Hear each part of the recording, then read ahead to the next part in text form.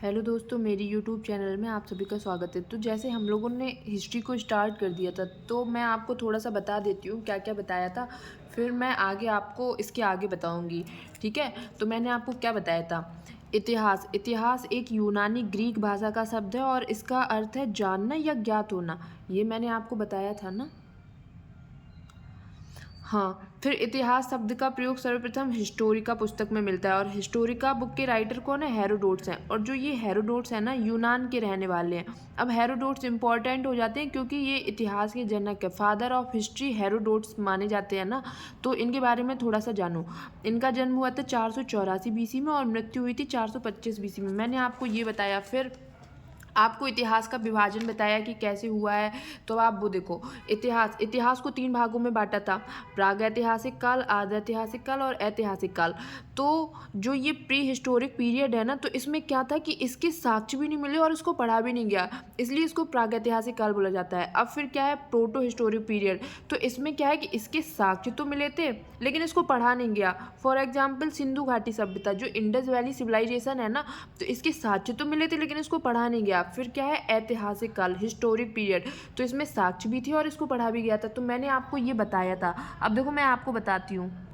इसके बाद मैंने आपको फिर जो ये बताया ना भी कि प्राग ऐतिहासिक काल है, आध ऐतिहासिक काल है, ऐतिहासिक काल है, तो फिर मैंने उसका भी कैसे विभाजन हुआ वो बताया था। तो देखो, जो प्राग ऐतिहासिक काल है उसको 3 भागों में बांटा गया। पुरा पाषाण काल, मध्य पाषाण काल और नव पाषाण काल। तो इसका टाइम पीरियड पूछते हैं, तो मैंने आपको टाइम पीरियड बताया था। जो स्टार्टिंग से है, मतलब जो प्रारंभ से है, प्रारंभ से 10,000 बीसी तक माना जाता है पुरा पाषाण काल, और 10,000 बीसी से 4,000 बीसी तक मेसोलिथिक पीरियड माना जाता है।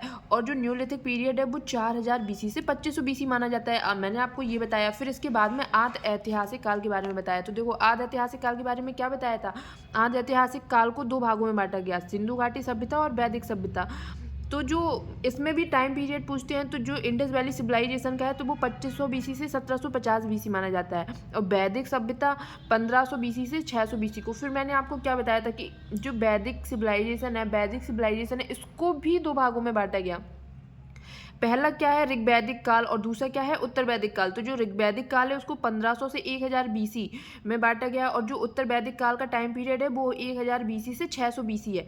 तो फिर मैंने आपको ये बताया। उसके बाद में मैंने आपको ऐतिहासिक काल के बारे में बताया था। ऐतिहासिक काल के बारे में मैंने आपको क्या बताया कि इसको 3 भागों में डिवाइड किया गया है। पहला क्या है? प्राचीन इतिहास, दूसरा क्या है? मध्यकालीन इतिहास, और तीसरा क्या है? आधुनिक इतिहास। तो जो प्राचीन इतिहास का टाइम पीरियड है वो 600 बीसी से 712 एडी है, और फिर मध्यकालीन इतिहास का 712 एडी से 1707 एडी है, और आधुनिक इतिहास का 1707 से 1947। तो मैंने आपको ये वो बताया है जो अभी तक मैंने आपको क्लास में बताया था। अब मैं आपको इसके बारे में बताऊंगी। अगर मैंने आपको ये इसलिए बता दी ताकि आप लोगों का रिवाइज भी हो जाए। अब मैं आपको ये बताऊंगी कि इतिहास को जानने के स्रोत क्या हैं। ठीक है, जैसे इतिहास को जानने के स्रोत क्या है मैं आपको उसके बारे में बताऊंगी। फिर उसके आगे मैं आपको जो ये रामायण महाभारत है इसके बारे में बताऊंगी। फिर पुरातात्विक स्रोत हो गए ये बताऊंगी मैं आपको। फिर उसके बाद में मानव की उत्पत्ति कैसे होती है वो बताऊंगी। फिर उसके बाद में हम लोगों का हिस्ट्री ऐसे पूरा एक अच्छे से चलता रहेगा। तो मैंने अभी आपको रिवाइज करवाया। अब मैं आपको बताती हूँ कि इतिहास को जानने के स्रोत क्या हैं। ठीक है, तो अब देखिए। तो देखिए, इतिहास को जानने के स्रोत। इतिहास को जानने के स्रोत, अब इसको मैं आपको 3 तरीके से बताती हूँ इतिहास को जानने के स्रोत को। ठीक है, आप इसको समझने की कोशिश करना, आपको बहुत अच्छे से समझ में आएगा और आपको याद भी यहीं पे हो जाएगा। तो इतिहास को जानने के स्रोत, तो इसके स्रोत क्या हैं? जैसे साहित्यिक स्रोत हो गया, पुरातात्विक स्रोत हो गया, विदेशी विवरण हो गया। अब जैसे मैं आपको साहित्यिक स्रोत बताऊंगी तो उसमें क्या है कि उसमें जैसे रामायण आ जाता है, महाभारत आ जाता है, आरण्यक ग्रंथ हो गया, तो ये सब आ जाते हैं। और जो फिर पुरातात्विक स्रोत बताएंगे तो उसमें अभिलेख हो गए, शिलालेख हो गए, और जो विदेशी विवरण होगा तो उसमें जैसे पत्र पत्रिकाएं, सिक्के वगैरह होते हैं ना, तो इसके बारे में हो गया। देखो, मैं आपको पहले पूरा समझाऊंगी, उसके बाद में मैं आपको लिखवा भी दूंगी, तो आप थोड़ा सा समझने की कोशिश करना, आपको सब समझ में आ जाएगा। ठीक है, तो अब आप देखो, जो ये साहित्यिक जो मतलब ये स्रोत है ना इतिहास को जानने के स्रोत, तो मैं आपको सबसे पहले बताऊँ। सबसे पहले आप साहित्यिक स्रोत देखिए। साहित्यिक स्रोत,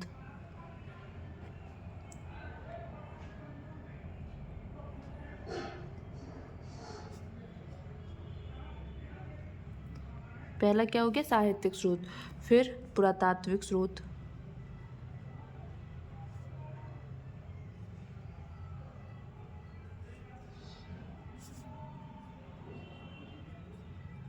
और फिर क्या हो गया विदेशी विवरण। मैं आपको ये कोई बहुत ज़्यादा इम्पोर्टेंट नहीं है, ठीक है, लेकिन मैं आपको बता रही हूँ कि देखो तब पहले से थोड़ा सा पता रहता है ना अच्छे से, तो याद करने में भी मज़ा आता है और याद हो भी जाता है। अब जो ये साहित्यिक स्रोत है ना, इसको भी दो भागों में बांटा गया है। तो पहला कौन सा हो गया, पहला हो गया धार्मिक स्रोत, ठीक है, पहला हो गया धार्मिक स्रोत,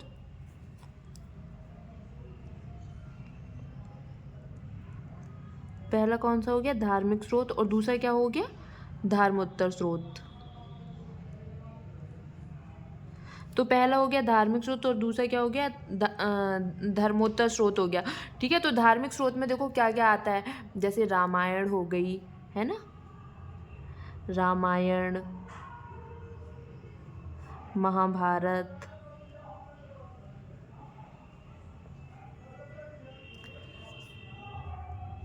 रामायण महाभारत, फिर आरण्यक ग्रंथ हो गया,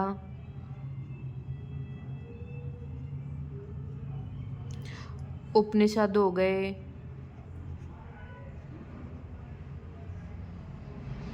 ब्राह्मण ग्रंथ हो गया,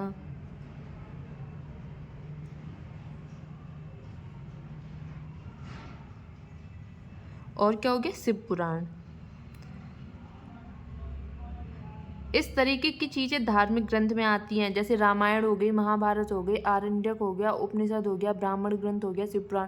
तो ये तो आप जानते हो ना, ये धार्मिक स्रोत में आते हैं। और जो धार्मिकतर स्रोत है तो इसमें क्या आ जाता है, जैसे जैन धर्म हो गया, जैन धर्म, बौद्ध धर्म, है ना, तो जैन धर्म बौद्ध धर्म इसमें आ जाते हैं। फिर मैंने आपको क्या बताया पुरातात्विक स्रोत, तो इसको भी दो भागों में बांटा गया है। तो इसके कौन कौन से हैं, जैसे अभिलेख हो गया, जानकारी इनसे ही तो प्राप्त होती है ना, जो हम लोगों का इतिहास है तो उसकी जानकारी हम लोगों को इससे ही तो प्राप्त होती है कि रामायण से महाभारत से पता चलता है कि कैसा क्या हुआ पहले, है ना। और जो पुरातात्विक स्रोत तो जैसे अभिलेख हो गया, शिलालेख हो गया, तो इन्हीं चीज़ों से तो पता चलता है ना हमारे इतिहास के बारे में। तो अभिलेख हो गया, शिलालेख हो गया। अब फिर जैसे विदेशी विवरण मैंने आपको बोला, तो विदेशी विवरण का मतलब क्या है, तो इसमें देखो अब आप लोग सोचे होंगे कि इतिहास को इससे कैसे जानकारी मिली।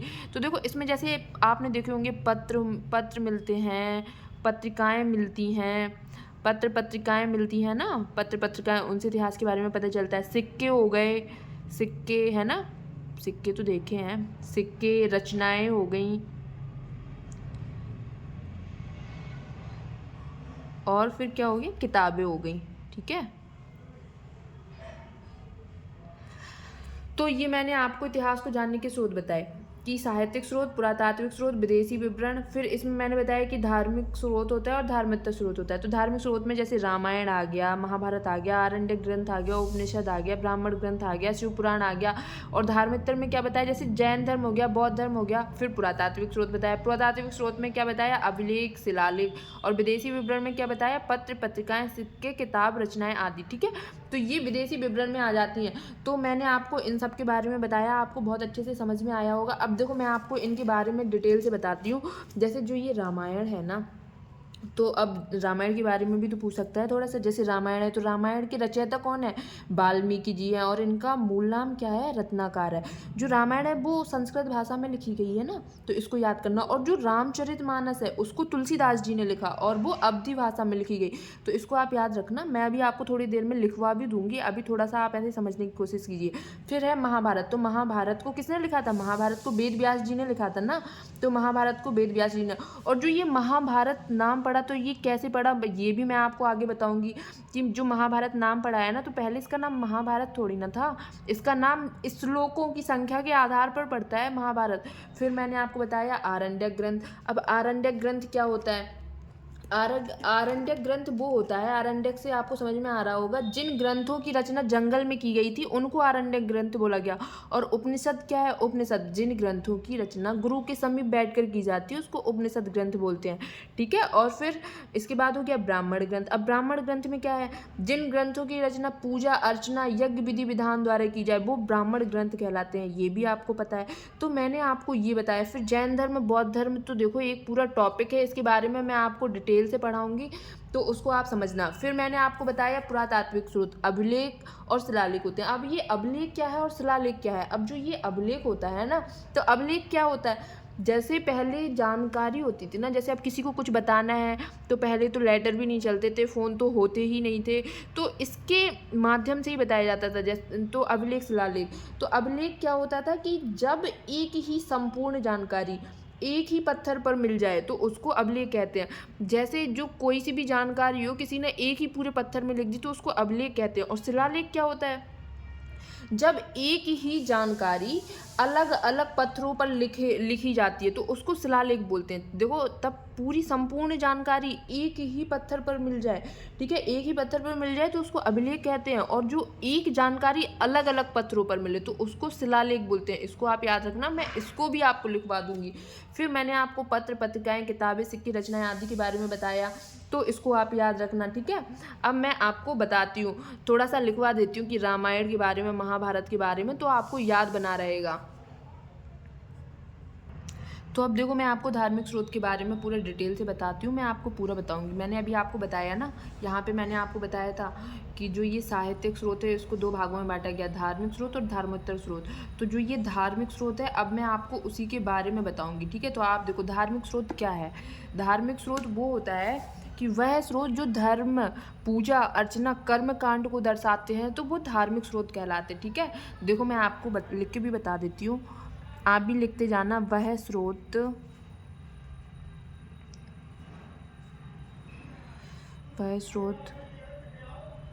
जो धर्म पूजा अर्चना कर्मकांड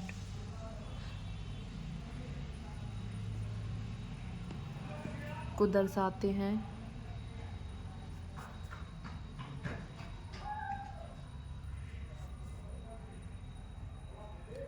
धार्मिक स्रोत कहलाते हैं। ये थोड़ा सा समझाने के लिए, अगर थोड़ी सी चीज़ें पता रहती हैं तो याद करने में आपको बहुत आसानी हो जाती है।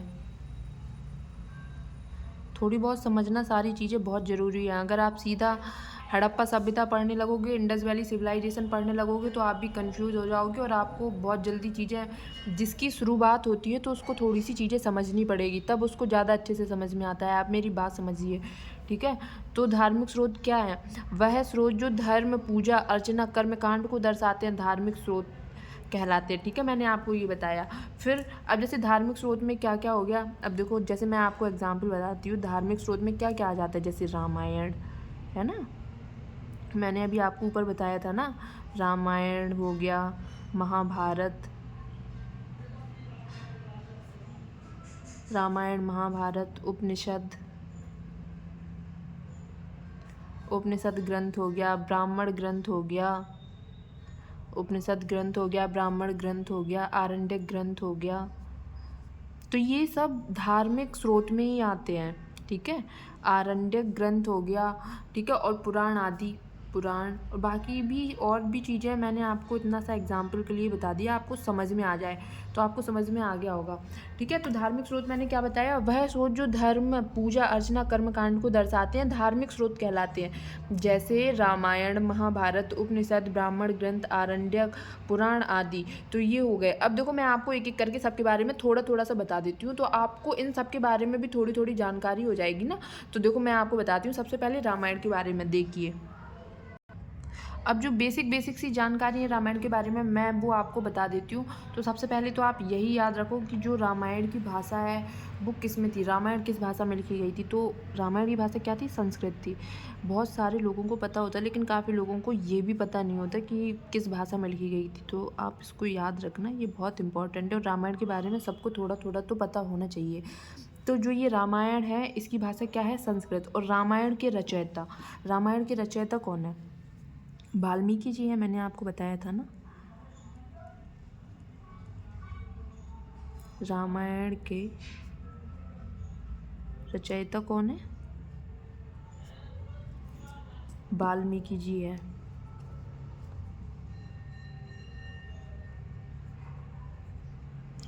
रामायण के रचयिता कौन है? वाल्मीकि जी हैं। और इनका जो मूल नाम है वो क्या था? इनका मूल नाम भी हम लिख देते हैं।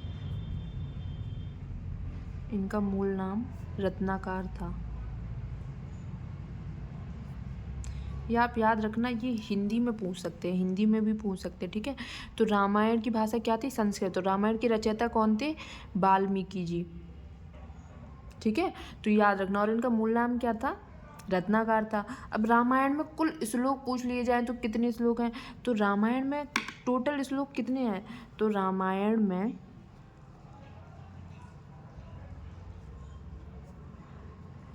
में कुल 24,000 श्लोक हैं।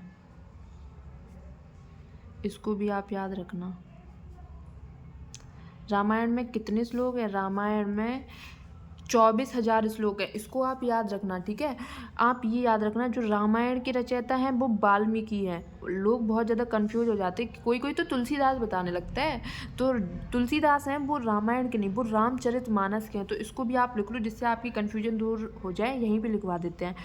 रामचरितमानस के कौन है? रामचरितमानस की रचना किसने की थी? रामचरितमानस की रचना किसने की थी? रामचरितमानस की रचना लिख दें वरना कोई भूल जाए ये है क्या। रामचरितमानस की रचना किसने की? तुलसीदास जी ने। और तुलसीदास जी ने अवधी भाषा में की थी, ठीक है। इन रामायण संस्कृत भाषा में, और जो ये रामचरितमानस है ना वो अवधी भाषा में, तुलसीदास जी के द्वारा अवधी भाषा में की गई थी, अवधी, ठीक है।